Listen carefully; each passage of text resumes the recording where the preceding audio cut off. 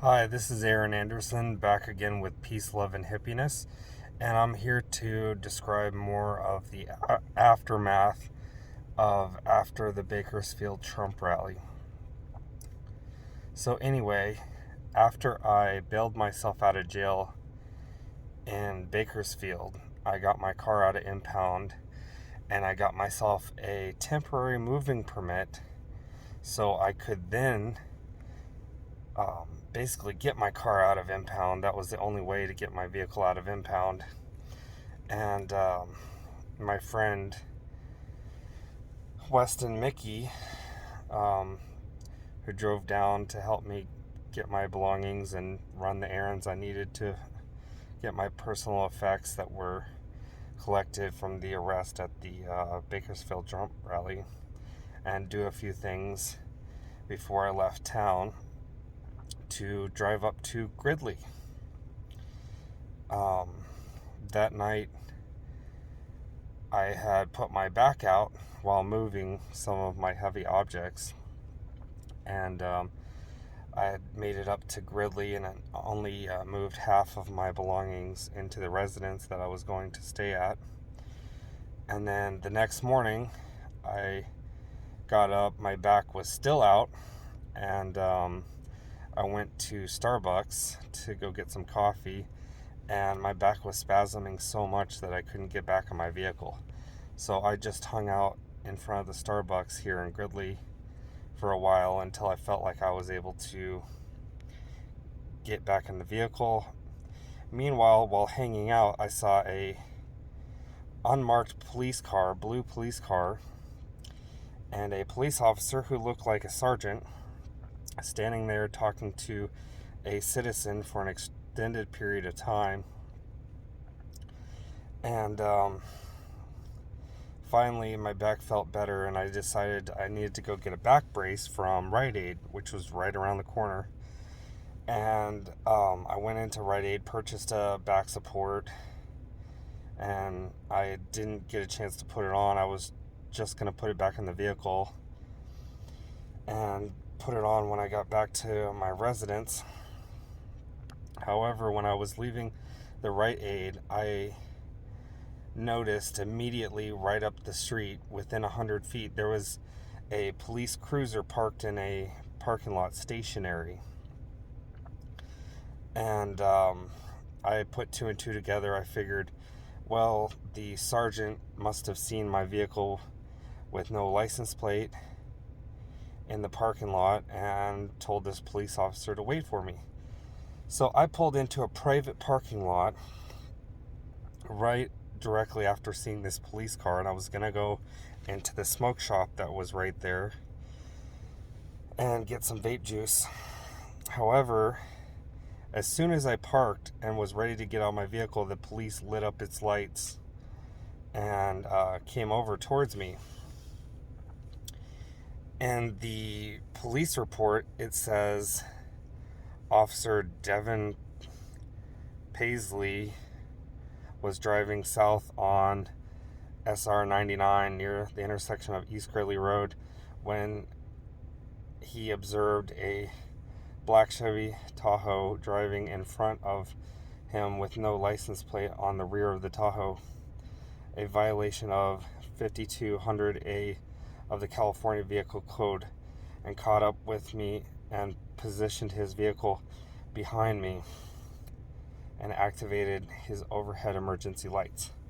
So that is number one false statement of this police officer, Devin Pasley, of the Gridley Police Department.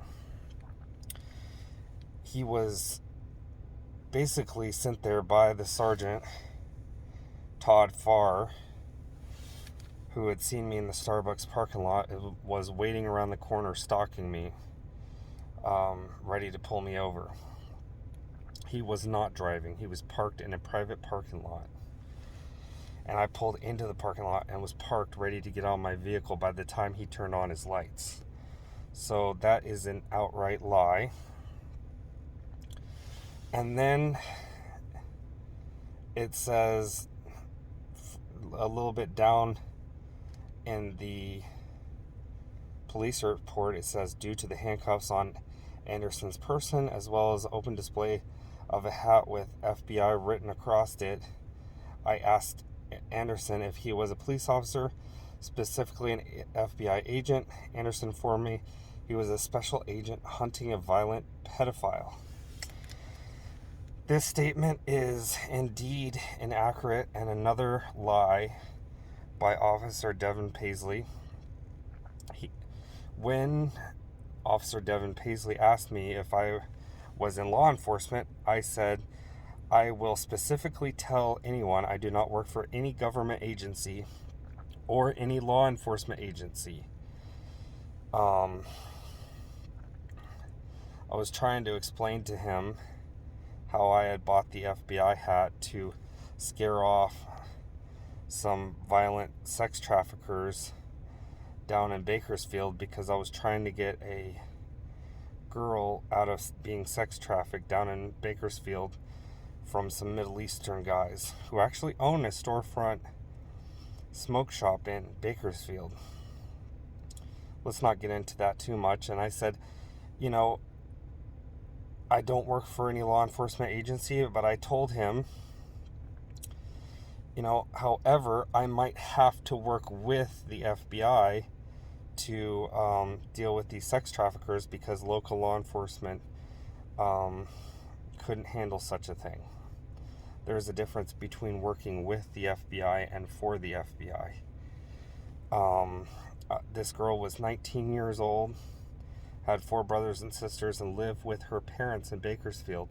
I didn't want to see her ending up on the street corner smoking crack or doing meth and being raped and possibly killed or followed back to her family's house. So anyway, I'm sorry that the police officer's brain was not large enough to handle the way I talk or what I said, but I specifically told him I do not work for any government agency or any law enforcement agency, and he's lying in his police report. And then basically I told him, other things and answer his questions. And I told him I had a moving permit and my back was out, and I just bought a back support device from Rite Aid, and I was going back to move the rest of my stuff into my new location where I was going to be staying. And anyway, he just started getting really aggressive with me and aggro, and took me out of the car and placed me in handcuffs, and he was really making me hurt a lot, and I was cooperating with him completely. He was really bending my wrist behind my back, and it was very painful, but I was in total cooperation with him. And then I told him that my back was giving in and I needed to go to the hospital, and they took me to the hospital, where the hospital really did nothing for me. And then he took me out of the hospital in severe pain again, and I told him, look, I'm cooperating with you. There's no reason to use such force. And so then they took me to the holding tank at the Gridley police station, where I wanted to talk to the chief of police, because I thought this was really ridiculous, and these guys had been stalking me and pulled me over in a private parking lot and violated my rights. And I had pounded on the door a couple of times, and then after the second time of pounding on the door, the sergeant, Todd Farr, came in, and he said, you're going to be in a lot worse position than you are now, and threatened to beat my head into the metal table in the holding tank, which I just got out of the hospital 2 days prior and I had 12 staples in my head where the Proud Boys had kicked me in the head. And had received staples, and I was quite, had a lot of PTSD. Felt like I had a lot of brain damage from being kicked in the head by 6 people who were standing around me, huddled over while I was huddled up in a fetal position with my hands on my head, screaming for them to stop. Anyway, let's put it this way. I was really not in that great a shape, and I did not want to be having my head beat into the metal table by Sergeant Todd Farr. Anyway, so this police officer also wrote in his report that a gas mask was also located inside of the Tahoe. It is my belief that Anderson is in possession of these masks to conceal his identity when committing crimes, and is possibly in possession of a gas mask to protect himself from chemical gases while at riots or events. So he thought he really had me. I don't know. This is the gas mask. As you can see, it's basically a child's play toy that I got at Walmart during Halloween.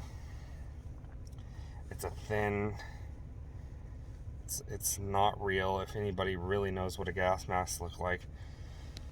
However, they put me in jail on $1.5 million bail and figured that they were going to bury me under the system for doing what? I don't know. They charged me for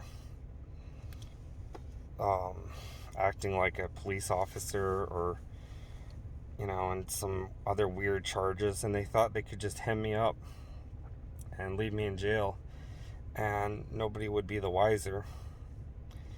However, they really failed, because they left the supposed gas mask behind in my Tahoe, and I have it. So that, if nothing else in this video, proves that this officer is lying and saying all these things, that I told him that I was a special agent, and having this fake gas mask. Even him saying that I was in front of him on SR 99 on the road, which I wasn't. He was parked in a parking lot, and I pulled into the parking lot to get out and buy some stuff at a smoke shop, and he turned his lights on after I parked. And then it says in the report, due to a dead battery, my body cam didn't work. So unfortunately, I don't have body cam evidence that would show that when the police officer asked me if I was any kind of law enforcement agent, it's not going to show that I said I do not work for any government agency or any law enforcement agency, and I would tell anyone that. Anyway, so I was taken to jail. I had a lot of wounds on me. Up and down my legs were open sores, because the people from the Proud Boys from the Trump rally tackled me in the street and my legs got dragged across the street. So I had really bad wounds up and down my legs, and the 12 staples in my head. And they took me to a holding tank in the Butte County Jail, and it literally took them like over 24 hours to process me and get me to a cell. During that time, they had me shut in a little tiny room that was maybe like 4 foot by 3 feet. And I mean, I was really feeling bad from all the loss of blood I experienced from a couple days prior, and the staples in my head and the wounds up and down my legs. I received no medical attention. Not even any medical attention from the hospital back in Gridley where they took me. But they got me checked into a solitary confinement cell in the Butte County Jail, where it was very dingy and dirty. And, I received no medical attention. I pressed the button for days, trying to cry for help for my wounds up and down my legs that were getting worse. And then maybe around the 10-day mark, 11-day mark, after beating on the door for 5 days and kicking the door, screaming out for medical help, and trying to tell the medical staff that my staples were stabbing me in the back of the head and I couldn't get any sleep at night. I literally kicked the jail door until the wiring came loose and they couldn't pop open the jail door anymore. But I was screaming and trying to get some medical help. It was so dirty in there. They didn't even let me take a shower. They didn't let me clean my wounds. It wasn't till like after 10 days when I finally received some Band-Aids that were too small for the huge wounds and some Neosporin. And then they finally, took the staples out of my head. There was about 12 staples in all. And they put me back in my cell. Still no shower, no extra Band-Aids, no way to clean my wounds. And by the end, when I was finally bailed out,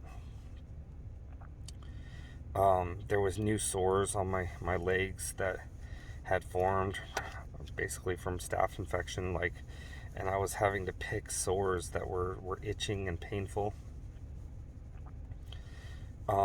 I believe that my human rights were violated in the Butte County Jail, and I don't think anyone should have to suffer in that manner.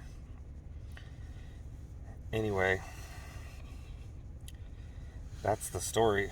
I know it sounds pretty ridiculous, but please make your stories and post them on YouTube and send me the link, and we'll post your stories as well, because every victim matters. We want the voices of the victims heard, the voices of the silenced to be heard, because it's time to speak up.